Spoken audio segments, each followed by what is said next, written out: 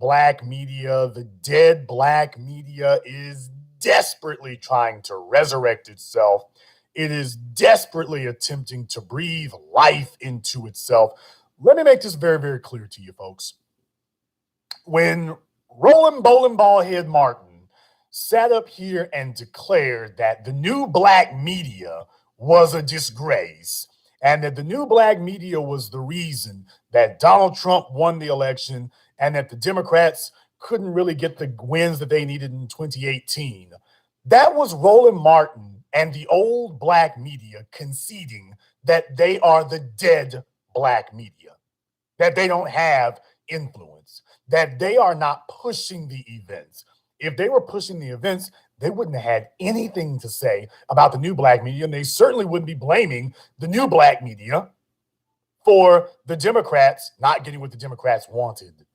So let's just be very clear. He has already thrown up the white flag and conceded that they've lost, that they are the dead black media, that they're not pushing the events, that they're not setting the trends, that they are not the people who are the trendsetters for where black society is going and what black people are watching and what black people are talking about. They are not any part of it. They've already conceded that they have been defeated. But you have to understand the white establishment, since there's nobody over here that they can really co-opt in that way, they basically have been left to the devices of trying to figure out, well, can we resuscitate this corpse of the dead black media? And they really decided that really the only viable alternative they have is Roland Bowling Ball, because he's the only one who really has something resembling a presence online. Now, if you go to his YouTube channel for Roland Martin Unfiltered, take a look at his number of subscribers versus his actual view counts per video. You get a guy who's got, what, over 200,000 subscribers and yet can only get a couple of thousand views per video, unless it's something that was broadcast nationally, in which case he might get 40, 50,000 views, but only for something that's supplemented by being broadcast on cable television. If he turns on his live stream for his daily snore fest of a panel, he only gets a few thousand views. So what this tells you is they're like, hey, he's the only thing rolling. I mean, The Root and all those other online things, those are DOA. So this is the only thing going. So they decide they're going to try to resuscitate him.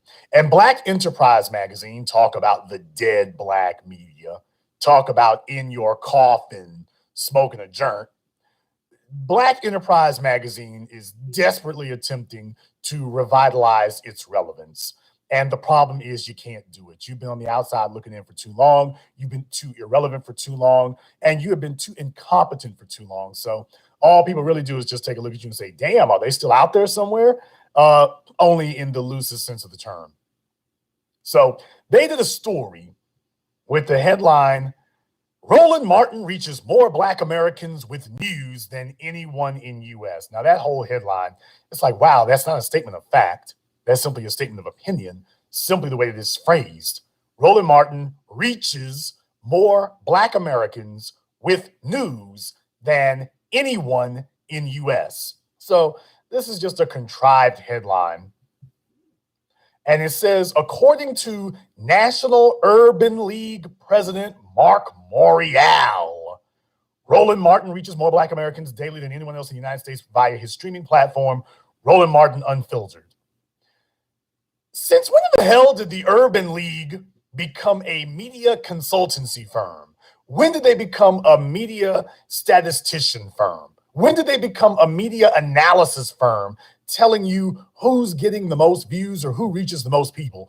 Since when did the Urban League become a corporate competitor with the Nielsen rating service, people? This is insanity. Since when did the Urban League become a competitor with the Nielsen rating service or Arbitron ratings? This is insanity. It's nonsense. But this is all Black Enterprise had. So what this tells you is that the Urban League called Black Enterprise most likely and told them, look, we want to talk about this story, because most of these websites out here, Yahoo, Black Enterprise, Madame Noir and whatnot. You have a bunch of political interests that purchase or dictate you gonna run this article and pretend that this is an actual objective news article. In reality, these are like paid advertisements. You go to Yahoo's front page and a bunch of that stuff. Now, I'm not talking about the ones that say ads. I'm not talking about the ones that are grayed out and say ads. I'm talking about the ones that are supposedly legitimate articles are actually paid for by these corporations and media outlets or celebrities or whatnot. Like when they keep posting these articles talking about these sales at Amazon and sales at Walmart, these are really just advertisements for Walmart and Amazon masquerading as actual news articles. This is how ridiculous and shameless it's gotten. Well, I mean, the Urban League is no different. They're on life support. They're trying to convince White Daddy and all of these white sponsors that they've been kissing ass to get money from for decades, while Farrah Stockman is out there wishing she could find this information. Why don't you do an investigation of the Urban League, ma'am? It wouldn't take you very long to see where their money comes from. Oh, wait a minute. It comes from the same place that your money comes from. So really, you could just walk across the hall and get that information. But I slightly digress. So the Urban League is running around trying to convince people that Roland Martin is legitimate. You know why? Because nobody listens to Marc Morial's ass. Marc Morial was delegitimized a long time ago, him and his daddy. So what they said in here is Martin, a veteran broadcaster and journalist, just celebrated his 1-year anniversary of Roland Martin Unfiltered in October. The platform has over 100.7 million views and 435 million minutes consumed across the social networks of Facebook, Instagram, Twitter, and YouTube. Quote, African Americans are tired of mainstream media ignoring the many issues impacting us on a daily basis, said Martin. I conduct interviews with newsmakers and stream content related to criminal justice, health, politics, and other topics that are extremely important to the Black community. My program fills the void left by mainstream media's lack of resources and time to dedicate ongoing coverage of the myriad of issues facing African Americans. Now, first of all, for him to say this is just absolutely preposterous. For him to say African Americans are tired of mainstream media. Roland Martin is or was part of the mainstream media. Roland Martin's Unfiltered is a regurgitation and an exact duplication of everything he did when he was working for CNN. And for him to try to co-opt the vocabulary and the mission statement of the true warriors, it just shows you what a fraud this jackass is. Nigga, you ain't never talked like this before. You've never challenged the mainstream media. You're a puppet of the mainstream media.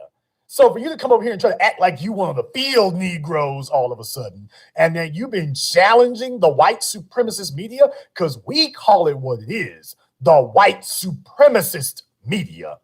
We call it what it is, the white racist media. Roland Martin calls it mainstream media because he wants to get a job back with them. Will someone show me where Roland Martin has challenged them? You show me where Roland Martin Unfiltered takes CNN to task and calls CNN racist. Tell me where he does that. Show me where Roland Martin has done an article talking about the racism of Zucker and CNN. Tell me. Or the racism of NBC or ABC. Tell me where he's ever done that. If he's really tired of the mainstream media and talking about how they don't dedicate coverage to the myriad of issues facing African Americans. It's not that they don't dedicate coverage, it's that they're against us. They're racist against us. Roland Martin will never say that phrase because Roland Martin is simply auditioning for a new gig at these networks. So it is absolutely laughable of him to attempt to pretend and try to hijack our mission and our language and pretend, I've been out here in the field with y'all all this time. I've been working out here in the fields with y'all all this time. I've been right here with the rest of you here. He's been in there literally. This was the nigga who was literally buck dancing a jig on stage with Hillary Clinton. Literally dancing a jig. And then you're going to try to ball your ass and roll your ass over here and bounce your bowling ball, beach ball, build ass over here, talking like you're one of us and that you've been tired of the mainstream media all this time. Were you tired of the mainstream media when you were sending emails to Donna Brazil? Were you tired of the mainstream media when you were kissing Barack Obama's ass for 8 years? Were you tired of the mainstream white supremacist media when you literally got up and danced a jig for Hillary Clinton? Were you tired of the white supremacist mainstream media when you were saying last year and the year before that we all need to vote Democrat? And when you're saying it again this year, we need to vote for Biden. You still tired of the establishment? Is that what you're pretending to be?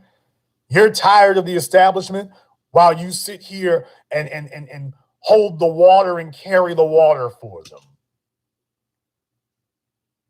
This will all be incredibly hilarious if it weren't for the fact it's true. Now, notice nobody actually puts together any real numbers on this to say, hey, this shows his influence. It just says, well, we're going to declare this.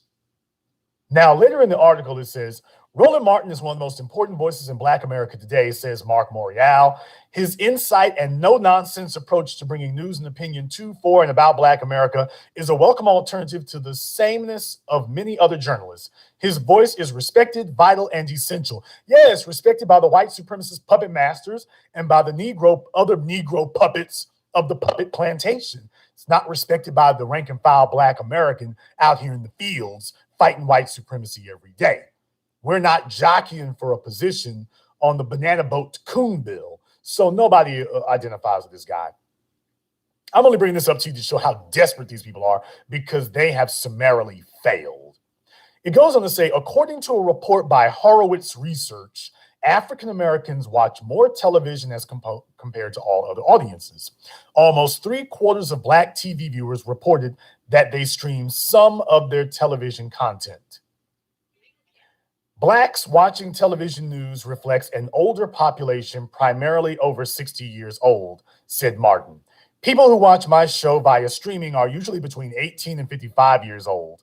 We're developing strategies to attract baby boomers and millennials to ensure everyone receives news from an explicitly African American perspective. Now, did you hear this? Almost 3/4 of Black TV viewers reported that they stream some of their television content. African Americans watch more television as compared to all other audiences, and Black people are the weakest people in America, which tells you that television is not engineered or intended to benefit us. And what we watch on television, including the so-called news, is specifically engineered to sabotage us and handicap us. That's what that just told you. Now, Roland Martin has been desperate for relevance. Go take a look at his numbers and go take a look at mine. It's really no comparison. It's really no comparison. As people the more that people get to know about him, the less they like. Now, Roland Martin is already a dead issue. I'm just here to make sure it stays that way, but I want to remind you, understand something. He wants to be able to reinvent himself. I am not going to allow that to happen. This is the same Roland Martin who sat in front of Richard Spencer, white supremacist demagogue, immediately after the white supremacist race riots in Charlottesville, Virginia. And when Richard Spencer confronted him and said, "Are you a Black man?" Roland Martin said, "No, I'm a man, I'm a Christian, I'm a lampshade, I'm a bowling ball, I'm a bottle of dishwashing detergent." But he flatly refused to identify as Black. So for this jackass eggplant-shaped fish bowl-looking nigga to sit up here and try to act like he represents Black people, did you represent Black people when Richard Spencer got you to cower and bow down and got you to deny being a Black man? Were you representing Black people then, Roland Bowling Ball? Were you doing it then? For your ass to try to jump up here and try to pretend that you represent Black people. Were you representing Black people when you were bowing and scraping before Richard Spencer,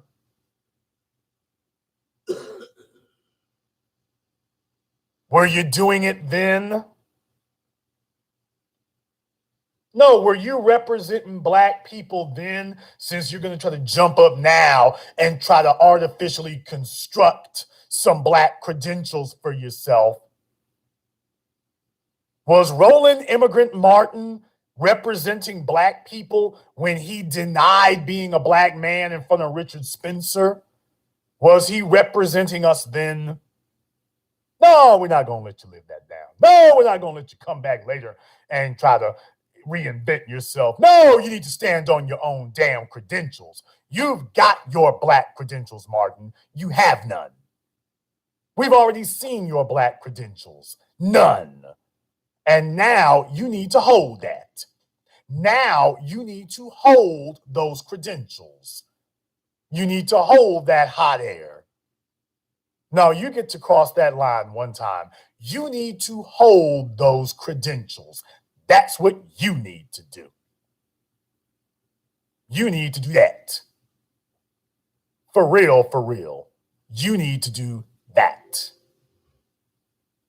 As far as the Urban League, they are beyond irrelevant. This is just one of these poverty pimping nonprofits where they select some bootlicking Negro that they think has influence with black people, and basically it's a way of laundering money. It's just these nonprofits are money laundering schemes. They set up these nonprofits so they can basically pay off bribes to their selected, christened, hand-picked Negro puppets and give them a payout and get them to toe the company line under the auspices of a nonprofit. That's all that is.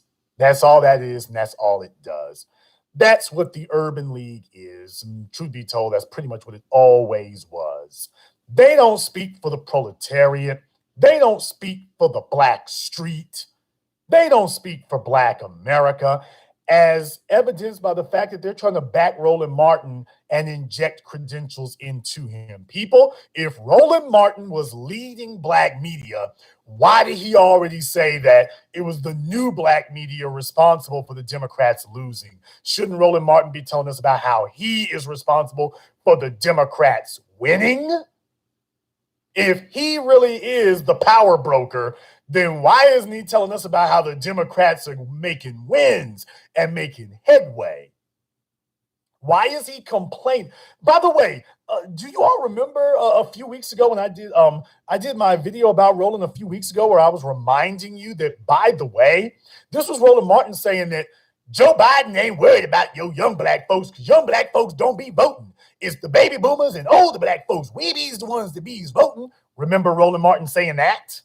Remember that? Oh, yeah, nigga, I'm going to remind you of all the stuff you said. That Joe Biden, there is older black voters voting for him. So we don't have to worry. The young black folks talking about staying home, we ain't worried about y'all. Remember that? Oh, yeah, Roland, that was you.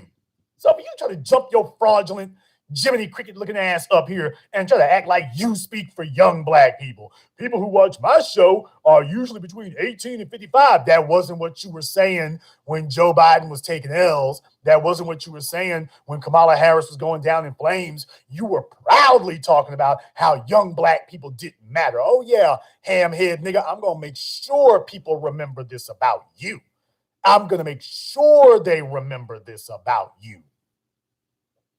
Absolutely. We're going to make sure they remember that about you.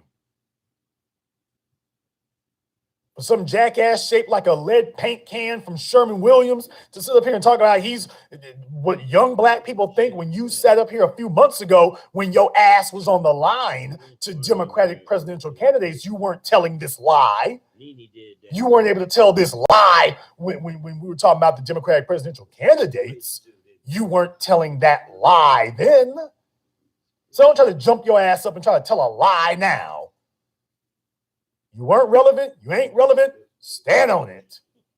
You represent the population between the ages of 70 and dead. You don't represent young people. You damn sure don't represent the black street. You already conceded that the new black media, we run this damn thing. And you're on the outside looking in, trying to figure out how to get there. Nigga, I'm not some old ass dude sitting up here trying to figure out where young black folk are. I've been speaking to them since day one. I've told them to watch out for niggas like you since day one and will continue to do so. You can't get any traction with them when you hold your little cornball ass meetings. There are no young black people quoting Roland Martin.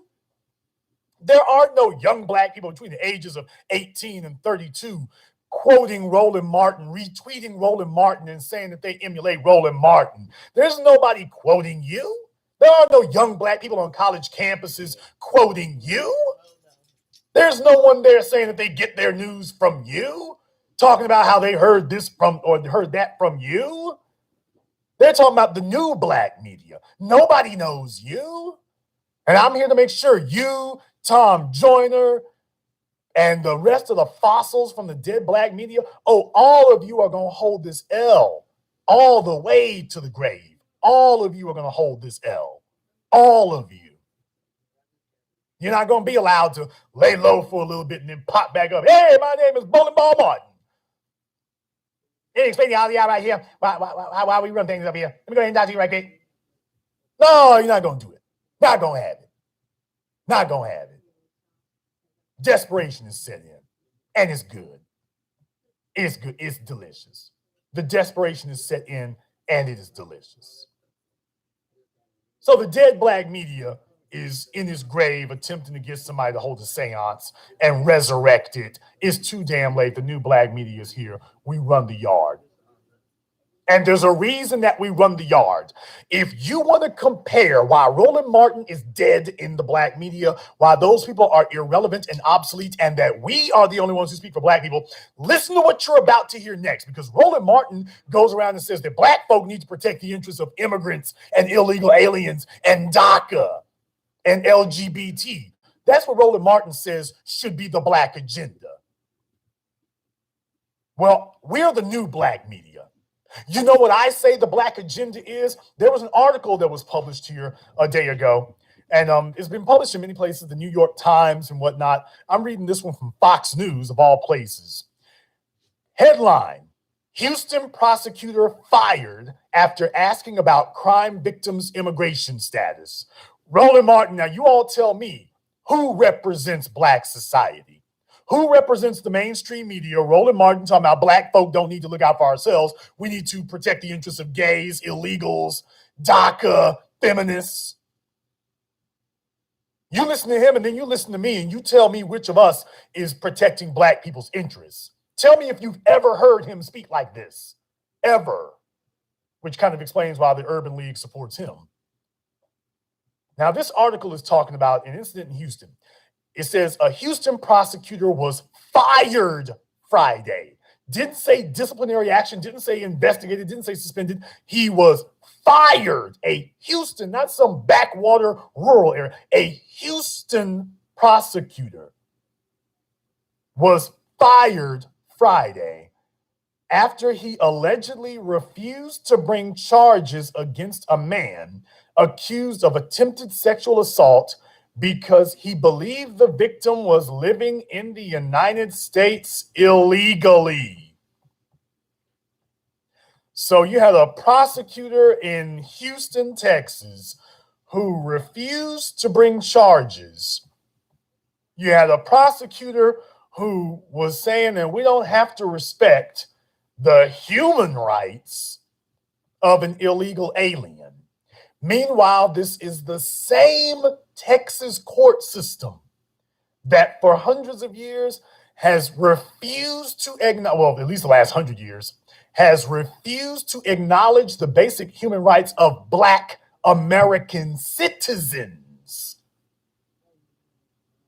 And you have this white woman, Kim Ogg, Harris County District Attorney Kim Ogg, fired John Denholm after he had been reassigned to a different part of the office pending an investigation of the October 31st incident.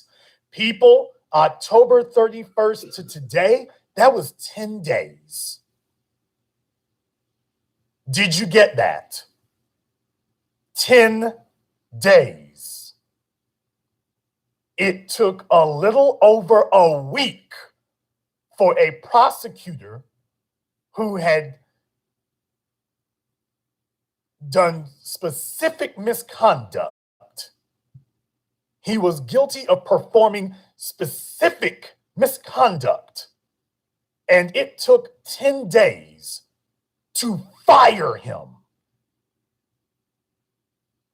10 days, not 10 months, which is what they keep telling us. It takes years to investigate, and the answer is always no. 10 days for something that they do to black folk on a regular basis. They deny our basic rights, our civil rights, our constitutional rights, our human rights. They deny that every single day, and nobody gets published. A damn illegal alien who ain't even supposed to be on the soil, who does not have rights enshrined in the Constitution as black people do, from the Civil Rights Act of 1866, 1965, 66, 69, so on.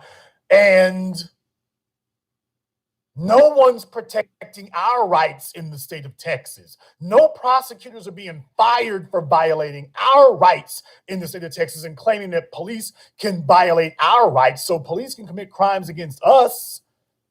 People can commit crimes against us for being black, and no prosecutors are fired for that. Now listen to this part.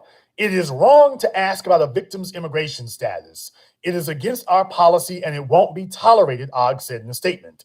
We treat everyone equally under the law, no matter how they came to be here. Listen here, you ham-head, wicker broom-looking heifer. You're not treating black people equally under the law.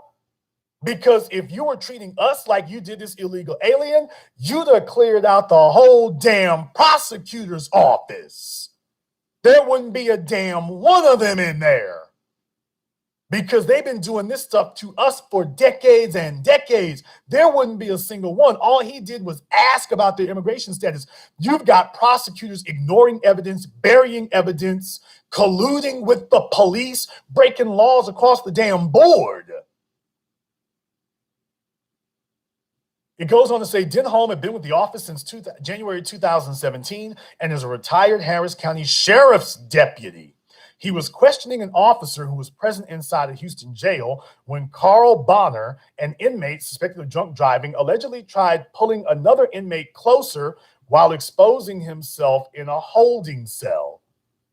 So that was all that happened there. The inmate screamed for help, and an officer told Bonner, quote, to get his hand off the complainant and to pull his pants up.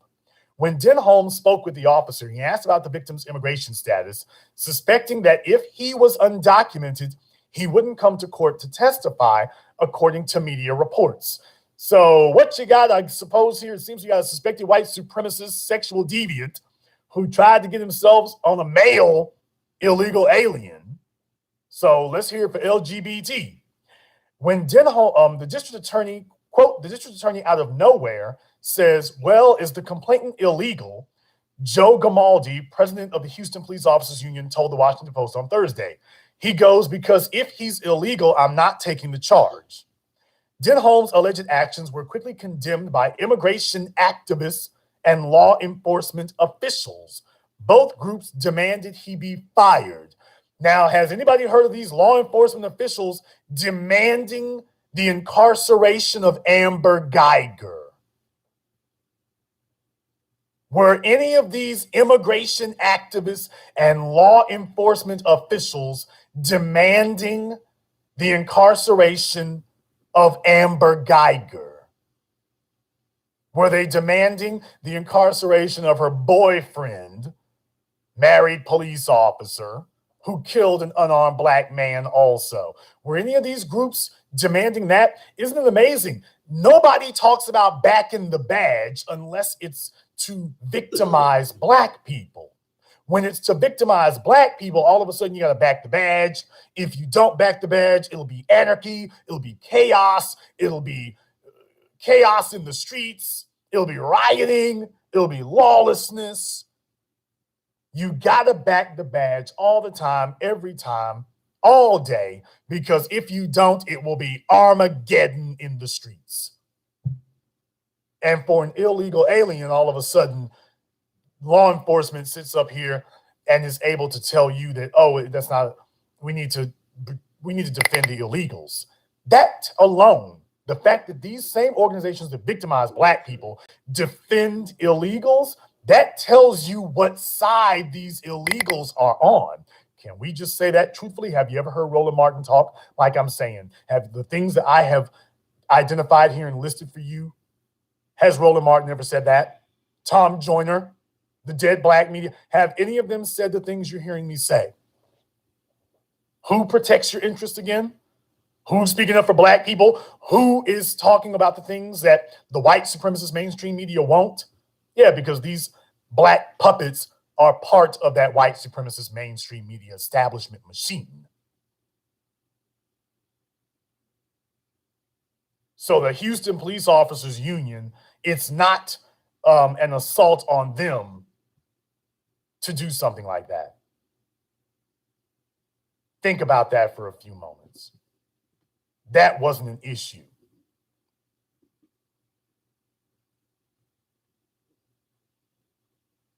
But there's one other thing I want you to think about here tonight. I want you to think about one other thing. When you have somebody like Roland Martin and the Urban League tell you that Black folk are doing fine, have you ever heard of a Black person who made a complaint and a prosecutor was fired within 10 days? Black citizens file complaints every damn day in America, how their rights have been violated by prosecuting attorneys in Texas and can't get no damn justice. But a non-citizen can get it in 10 days, while they tell Black people, oh, we need years to investigate. And even after we investigate, oh, wasn't no crime here. You tell me we have the same experience as the illegals, your immigrants. You tell me we have the same experience as them. You tell me, after what I just read to you, that they are in the same position on the totem pole as us, that they are as oppressed as we are. You tell me, after what I just read for you, that they're still in the same boat with us. You tell me that they are oppressed like we are. Some jackass will sit there on Twitter, we all oppressed. Does it sound like they're oppressed? In the city of New York, it's now considered a crime to threaten an illegal alien, but they threaten Black people every single day. That's in New York. Oh, that's just a liberal bastion. You're okay there. Okay, in the state of Texas, where it's become a statewide sport to victimize Black people, now the illegals got more rights than us there. No, this isn't centralized or localized to one place. This is nationally that they've outstripped us in rights and privileges. They don't have equal rights, damn it. They got superior rights. They've got superior protections to us, and we're actual citizens. We've got less rights as citizens than they've got as illegal intruders. And I'm not being hyperbolic. I just gave you a story where their human rights trump our American citizenship rights. So in other words, American court system will defend the rights of non-citizens, specifically white Latinos, more than they will the rights of Black Americans. Don't you tell me a damn thing about a minority coalition. Don't you try to sell me on this bullcrap lie that we're all in the same boat. Hell no, I'm not standing up for illegals, DACA, or any of that mess. Y'all already doing all right. Y'all are already okay. It's not you gonna be all right. You're already okay. You've already reached your goal. You've already reached the promised land. Y'all are already all right. Y'all have already got the bag. You all have never heard any Black commentators say this before today. These illegal aliens, you're already all right. What the hell we gonna struggle for you for? What the hell are we, quote, fighting for you for? It damn sure ain't equal rights. We don't even have what you have. As Black American citizens, we don't have what you already have, and you ain't even supposed to be standing on the damn soil. No, y'all are already all right. I'm not going to stamp one foot, and I'm not going to clap one hand for you. You're already okay. We need to see about insuring us now. You're already taken care of. You're already good. You can get prosecuting attorneys fired and get the police to back you, and you're not even supposed to be standing on the soil. But then I get told that the only reason that Amber Geiger got 10 years, which was woefully inadequate for the cold-blooded, ice-blooded, steely, devious, demonic-eyed murder that she committed.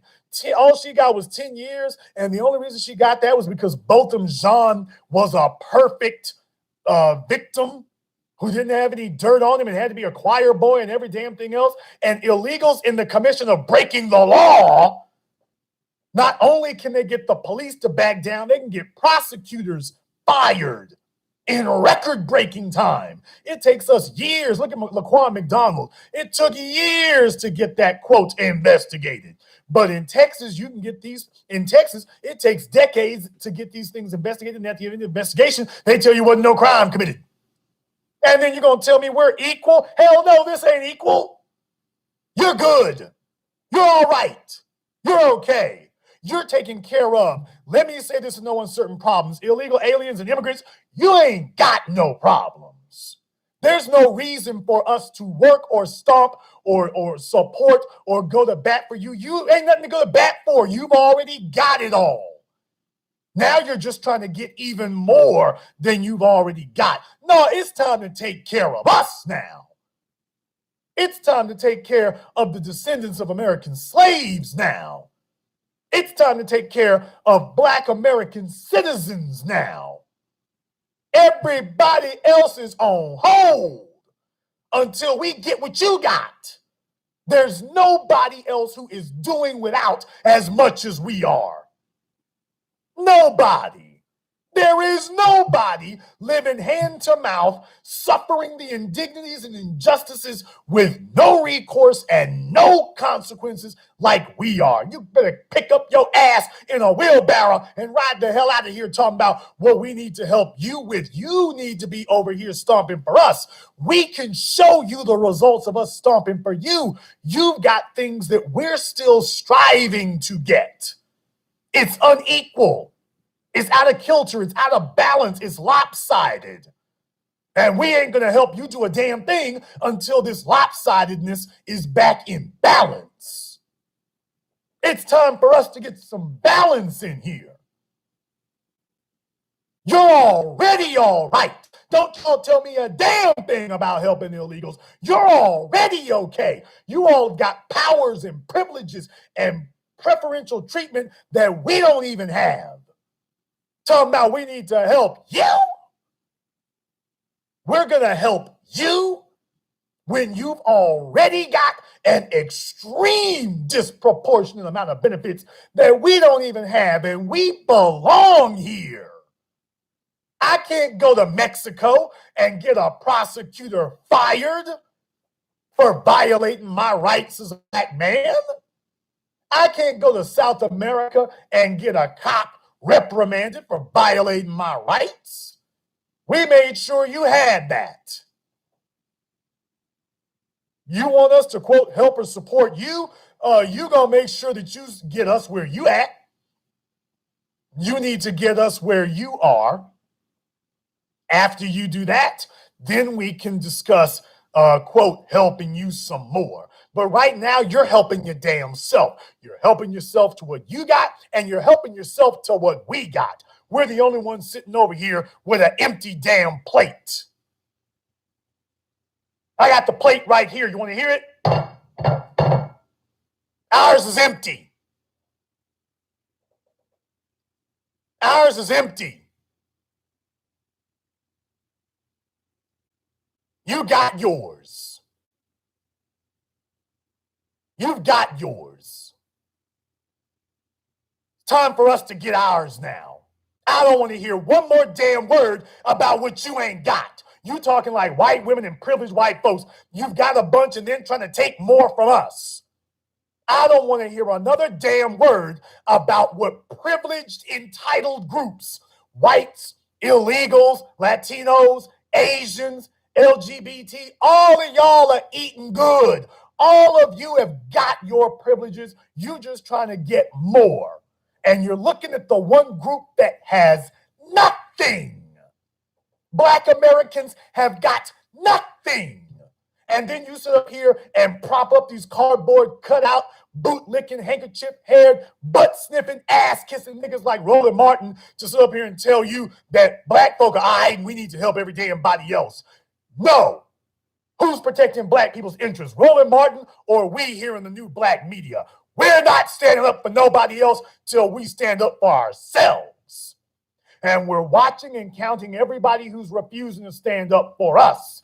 But every damn thing is put on hold till we get ours. Every damn thing is put on hold until we got ours. I don't want to hear a damn thing from anybody else.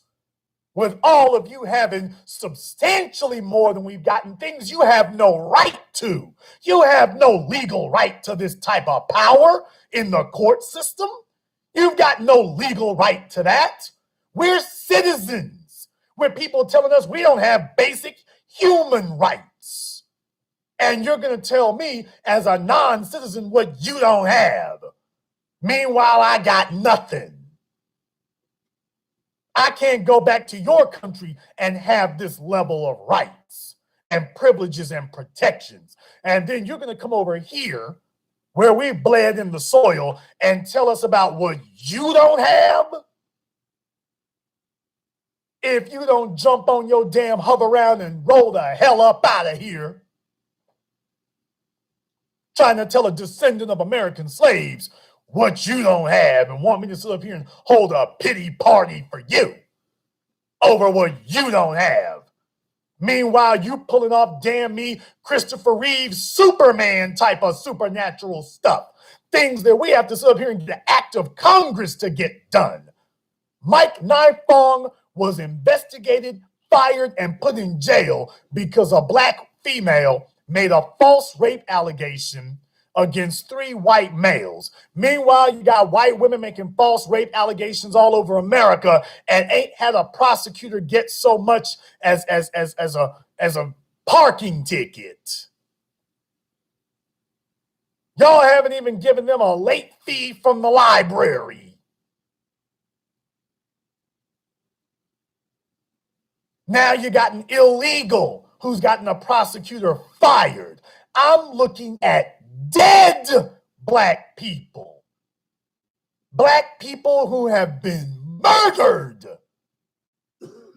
black people who have spent decades in prison as a direct result of prosecutorial misconduct, and Kim Ogg and no damn body else is investigating, firing, or anything.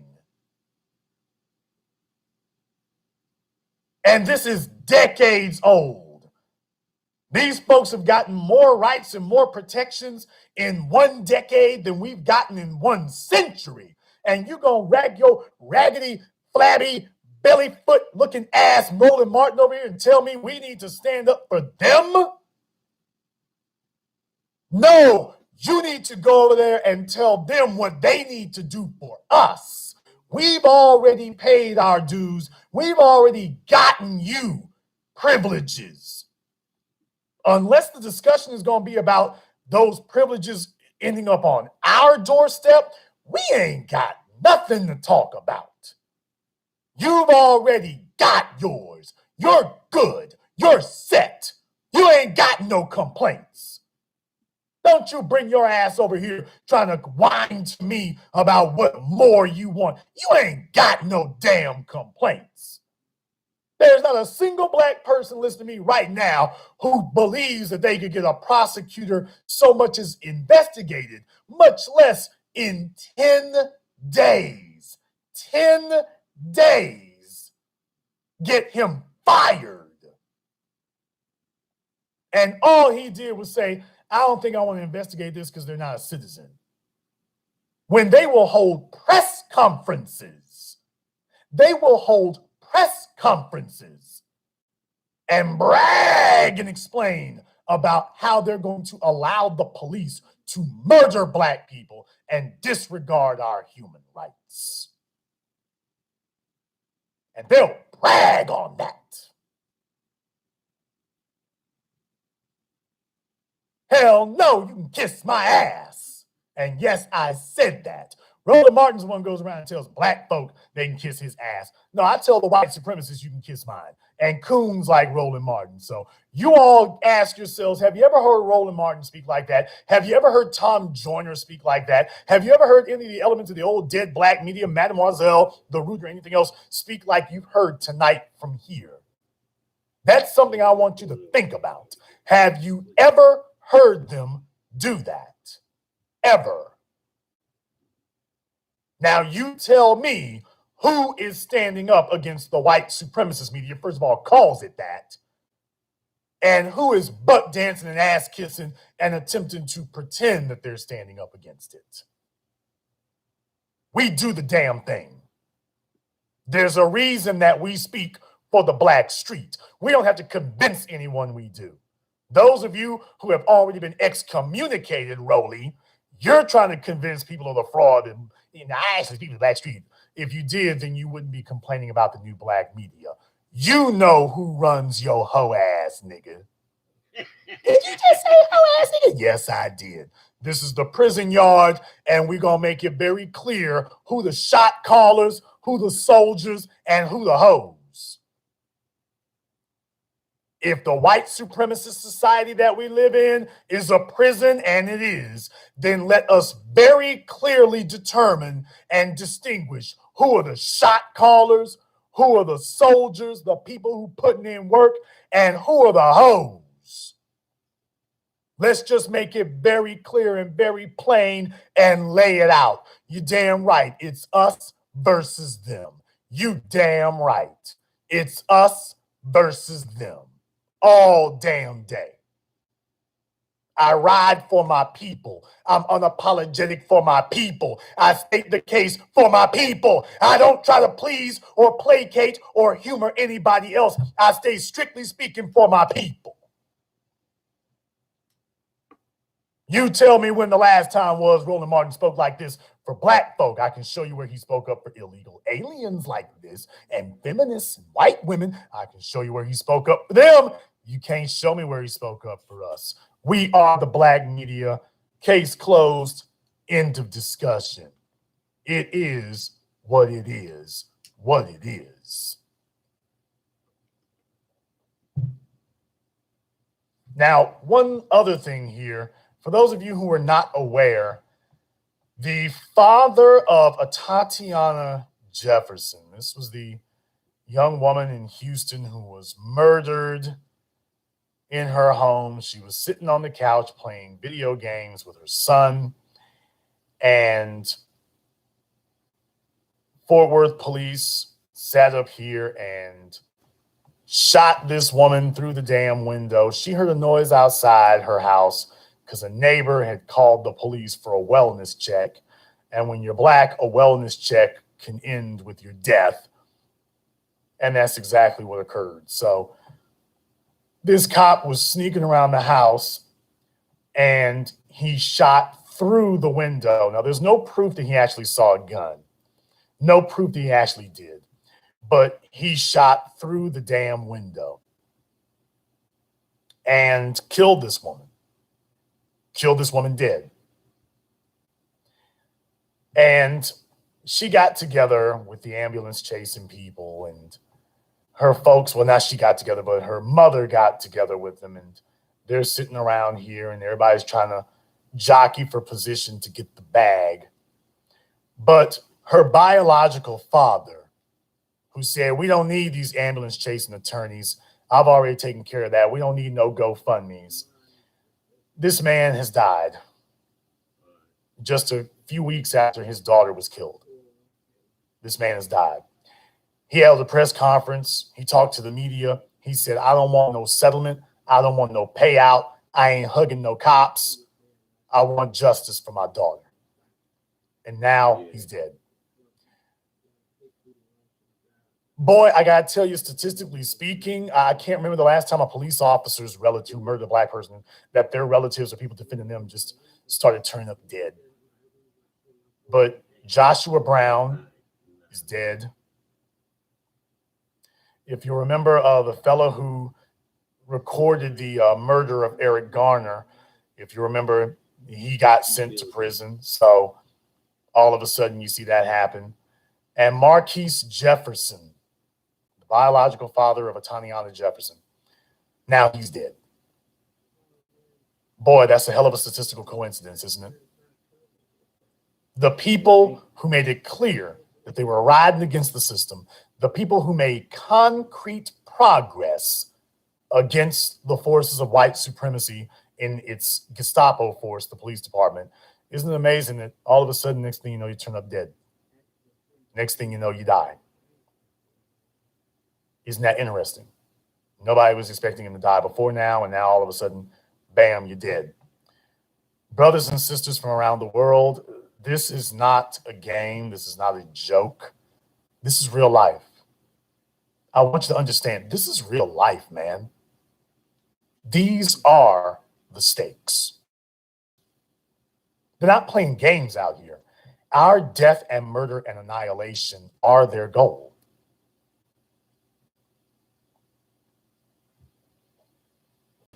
I told you all years ago that what we do is dangerous. What we do here is dangerous. To speak against the system and galvanize people against it, what we do is dangerous. It's deadly. I don't say that as hyperbole. I say that because there are white supremacists out there who troll the internet and get information. And I'm not hard to find. I don't try to be hard to find. But these people are looking for opportunities to murder us. If they can't find an opportunity, they'll make one. But let's be clear. Murdering us and killing us has always been the goal. So when I told you all a decade ago that I don't play about this because these people have murdered our fathers and our mothers for less than what I do here at the Black Channel. I wouldn't make it a joke. That wasn't meant to be hyperbolic. That wasn't just a figure of speech. That's a statement of fact. They killed our fathers and murdered our mothers for far less than I do here. And I'm showing you the proof that they continue to do so. They've killed us for far less. They murdered our forefathers for far less. And they're letting you know we're still out here. We're still on the job. We're still doing it. And in that vein, I would like to make my next comments. We have made progress as never before in the last decade. But one of the chief weapons that has been used against us for over 100 years, because it predates Du Bois and Booker T. Washington, it predates that. It predates that. Ego has been a major Achilles heel of Black people. Dr. John Henrik Clarke spoke about how Black people, and particularly Black males, Black men, have been cursed by the disease of ego starvation. And that white supremacy has known that it could consistently exploit our egos in order to be able to undo us. They've known that. And throughout our struggles, whenever we would start making progress, what they would do is they would find somebody to prop up because they knew that once you put a spotlight on one Negro, somebody else gonna get mad. I was listening to a video earlier today, and I don't want to say this is necessarily completely factually accurate. I'm not saying that, but DL Hughley was talking to DJ Vlad of all people. Would love for DL to come talk to us, by the way. And he was talking about there was a beef. The reason that there wasn't a Kings of Comedy 2 tour was because there had been beef between, in his opinion, there had been beef between Steve Harvey and Bernie Mac, the late Bernie Mac. And he felt that it was because Steve had gotten taken on by the networks before Bernie did, and that Bernie felt some kind of way about that. And then Bernie got taken on later, and it seemed like everything was okay, but he felt like that was the reason that there wasn't a Kings of Comedy 2 tour, was because, in his opinion, there may have been a bit of ego to it. Now, I'm not going to say if that's a truthful statement or not. DL was on the tour. I wasn't. I can't speak for it. It wasn't like I followed it like that. Of course, I knew who Bernie Mac and Steve Harvey are and were. I can't speak on that. But what I will say is ego has always been an issue. And the fact that this keeps coming up. When I spoke to my son for our documentary Race War, I asked him, why was it that in the South, we were able to raise up in a few years and topple everything that New York and the North had done? And he said that down there in the South, you all cooperate with each other. You get featured on albums. You all work together. He said up here in New York, is everybody competing against each other up here. We don't compete for each other. We compete against each other. So nobody wants to work together. Nobody wants to see somebody else get bigger than them. Nobody else wants to help anybody shine. They're against each other. The West Coast, to a lesser degree, until they started infighting, the South hasn't had those same problems per se, not nearly to the degree of these other places, but ego. And the South is as susceptible to it. It's just we had a lot less to work with, so ego, you couldn't afford to have an ego.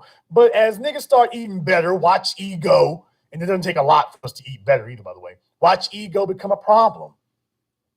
Watch ego become an issue. I'm not as important as I should be.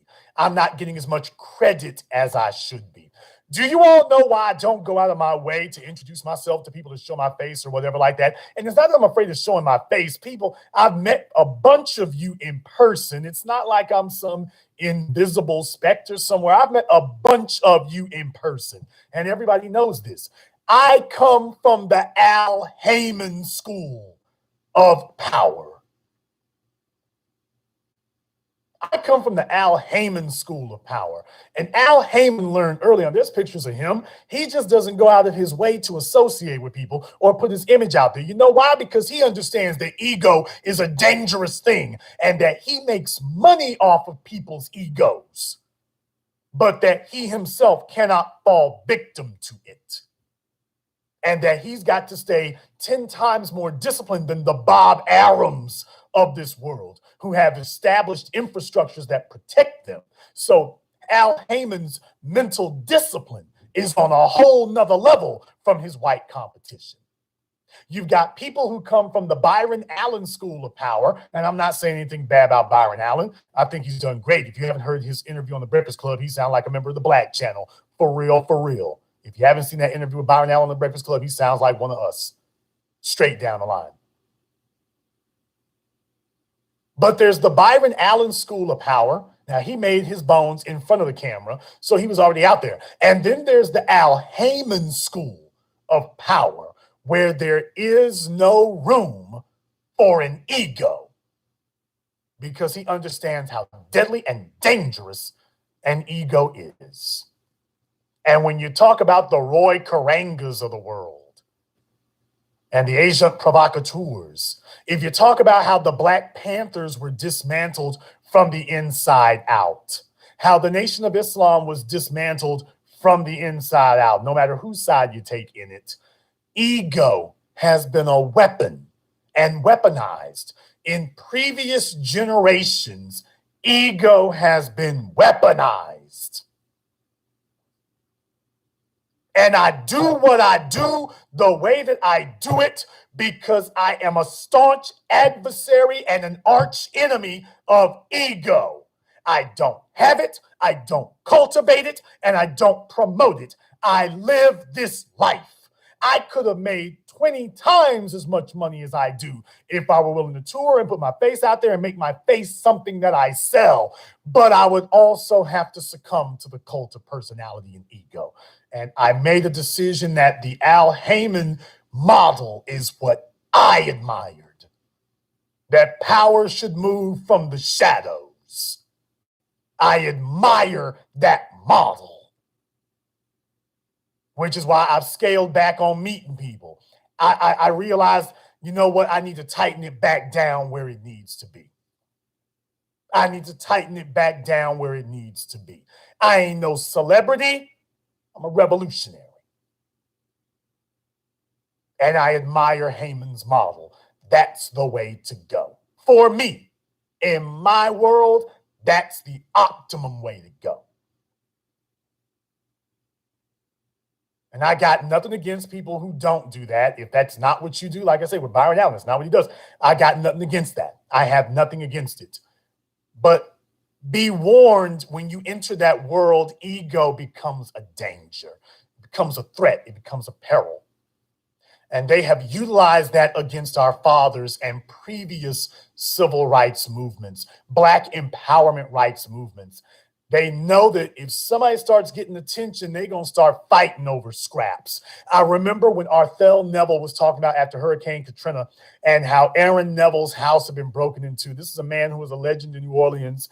And in the wake of the flooding, some folks made their way to his place and broke into his place and stole some things. And Arthel Neville, I remember her being on TV, and she said, they broke into my father's house. And she said, I remember my father always told me that as Black people, we're people who fight over crumbs. We are people who fight over crumbs. We don't even fight over the whole damn loaf of bread. At least white folk are fighting over substantial things. They're fighting over millions and billions.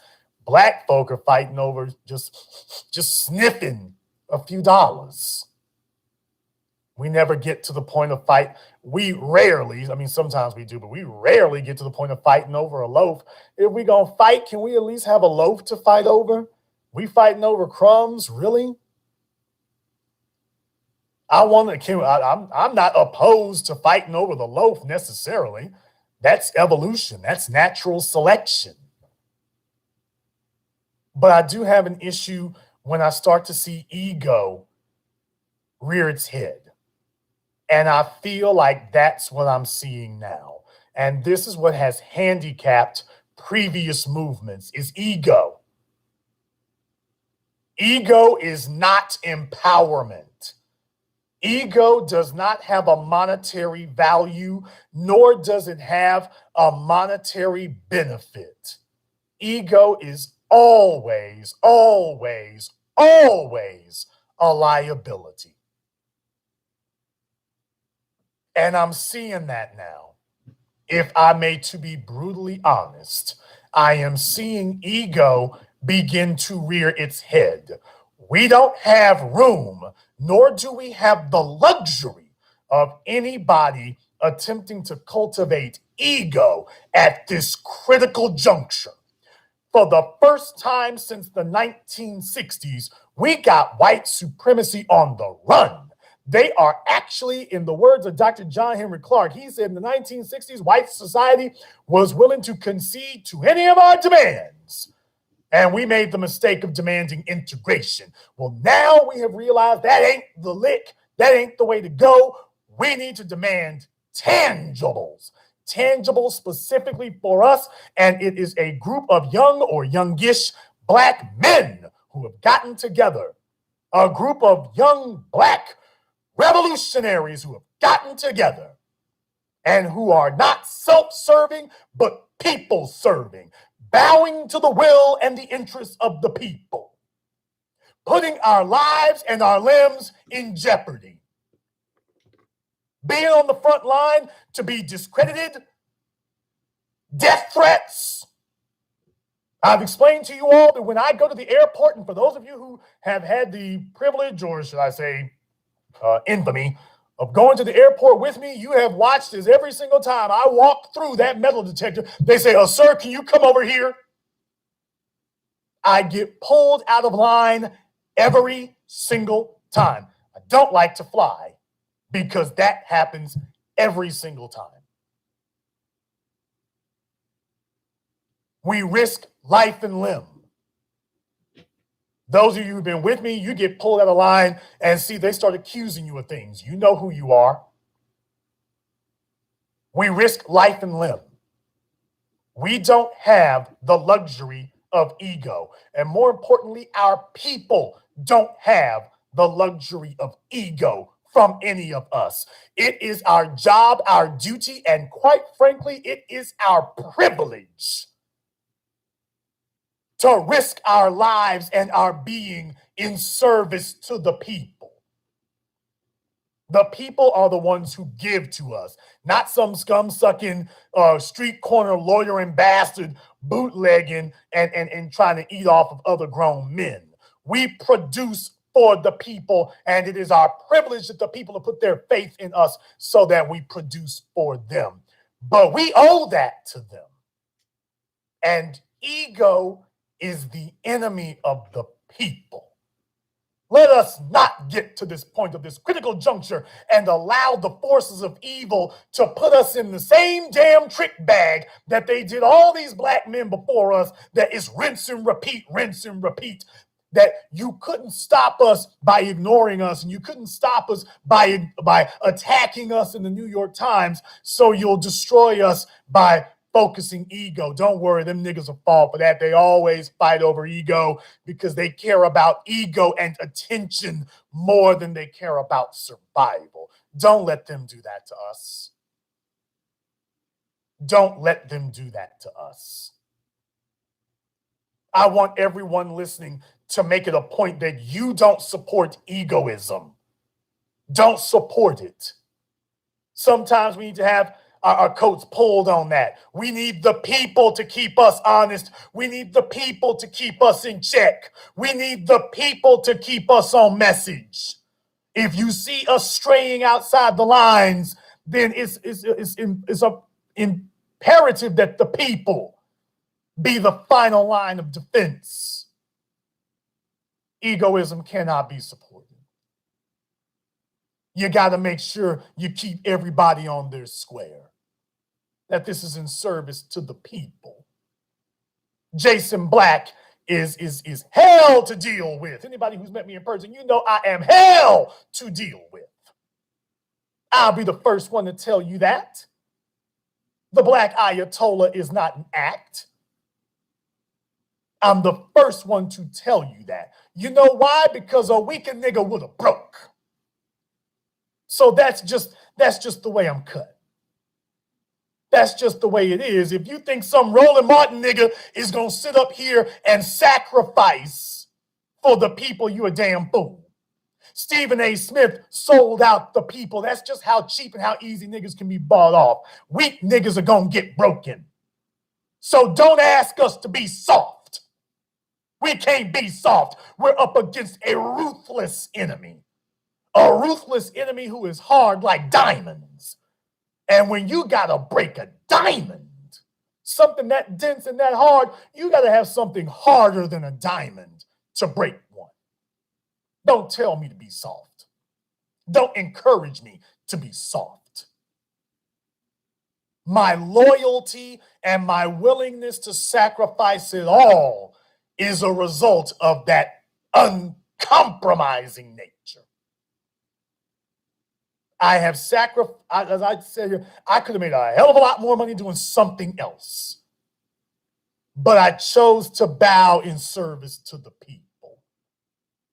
And I don't regret it, not for a second. I don't regret it. Not looking for anybody to sing my name, not looking for anybody to visit my tombstone, not looking for anybody to sing my praises. There is no ego in this. I have left it all on the table. I left it all in the ring for my people. And I am proud of that. I require no thanks. I require no gratitude. I require no ticker tape parade. I am a fellow soldier. I admired Fidel Castro. I admired that man. You know why? Not because of what they say he did for black people, but for the way that he comported himself as a head of state. Did you all know that Fidel Castro made it a rule for himself that he would never wear a suit? That he wore the same revolutionary soldier's uniform. When he represented Cuba as the head of state, he wore the same uniform that he did during the revolution. He believed in this. He was all the way about that life. He said, I will not wear a suit because I'm a soldier. I'm not above the soldiers. I'm one of them. And he only wore a suit one time. It made headline news when they started, I want to say when the Pope showed up. I want to say when the Pope came to Cuba. Correct me if I'm wrong. You all look it up. I want to say when the Pope came to Cuba, that was the one time that Fidel Castro broke with his own tradition and took off the soldier's uniform because he felt that would be an affront to the leader of the church. I'm approaching him in my soldier's uniform. This man is not a threat. He's not hostile. I'll make an exception. And he put on a suit to meet the Pope. He did not meet the Pope as a soldier. Soon as the Pope got back on that plane, back to the business. Hand me my suit, hand me my soldier's uniform. Get my fatigues over here. We're back to war. I'm back on it. I'm back on it. That's giving your life for the people and to the people. I can think of no greater love. I can think of no higher calling. I can think of no sacrifice more worthy. I can't think of a one.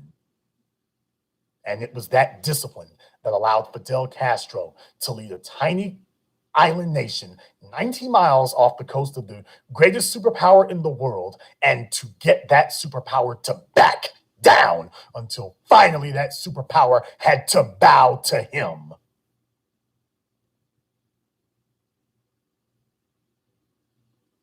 That's what you can do when you don't have an ego. And I encourage all of my brothers to sacrifice your egos. You must sacrifice it on the altar of the good of the people. There can be no ego. Don't start this. This is the only time I'm going to address this publicly. But do not do this. We are bigger than this. At least I would hope. We are better than this. So this one time, I'm not going to say this behind closed doors because I want the people to know where I stand. There is no room for ego. There is only room for collaboration, cooperation, and allies. There is no room for ego. Ego is the enemy of the people. This is how they dismantled and destroyed every organization, that every movement we put together before now. All they had to do was find one person, put a disproportionate amount of attention on them, and they knew everybody else was going to start hating.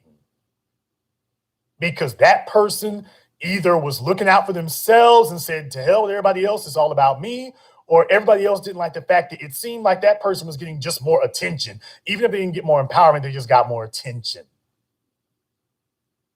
I want to see everybody do well. I want to see everybody succeed, but only in the interest of the people, not in interest of yourself. And when the conversation begins to move and the statements start beginning with the words I and me and what about I, that's when there's a problem. I have said this for years, and I will close out this broadcast by saying this. There is no Jason Black.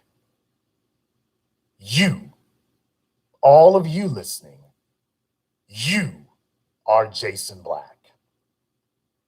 Every single one of you. I can do nothing in my own interests. Everything I do is in the interests of the people. And to betray the people is to betray myself. Therefore, I cannot do it. Call me whatever you will. Say I'm difficult, I am. Say I'm a jerk, I'll co-sign that. I've done whole broadcasts about it. Say that I am uncompromising, implacable, and everything else. All right, I'll sign on for that too. But you better also say, and he's damn dedicated, committed, and serious.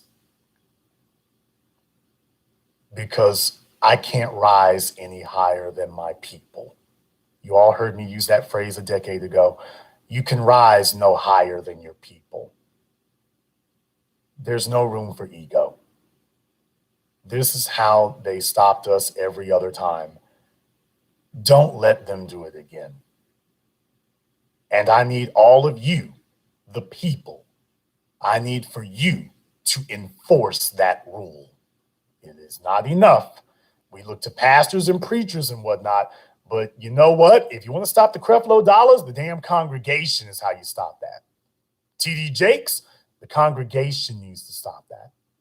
If Jason Black is off code, the congregation needs to stop that. If Jason gave you the right message, and if anybody, including Jason Black, abandons the message, then the congregation needs to rise up. That's the reality. I support all of you. I'm with all of you so long as you are with us. I'm with the people, and it can be no other way. I am the people, and the people is me. If you are new to the Black Channel, welcome to the Haven of Intelligent Black Thought. We do this every weekend. If you have not clicked that red subscribe button, join the new Black Media, click the red subscribe button, and then click the yellow notification bell. And also, you might want to go into notifications. I believe there's a setting in there for all notifications or certain notifications. And you want to make sure you've selected all notifications also under those settings. So YouTube ain't making it easy, but for those of you who may have not been getting all your notifications, make sure you have it selected for all notifications and not just specific notifications or certain notifications. So make sure you check those under your settings. If you've been subscribed to us before, but you haven't regularly been getting notified, make sure you check your subscription status. YouTube may have unsubscribed you. They've been doing that to a lot of people lately. Make sure you check your subscription status to stay on top of that as well. If you want to check in with our documentary work, go to our website, blackchannelfilms.com. That is blackchannelfilms.com for the most historic, groundbreaking series of documentaries, specifically dealing with Black people's issues in the most authoritative, professional, and insightful way you've ever seen. Our documentary, 7 a.m., our documentary, Gentrified, Ethnic Cleansing American Style, and our newest documentary, Race War. Amazon bestsellers, streaming online, available on Amazon and for streaming. Go and check those out. blackchannelfilms.com. That is blackchannelfilms.com. We're going into the holiday season. It's the perfect gift for the Black empowerment enthusiast or coon in your life. Find a friend, find an enemy, find a coon, find a white supremacist, and get them the gift of Black empowerment. And this concludes tonight's broadcast of the BlackChannel.net radio program.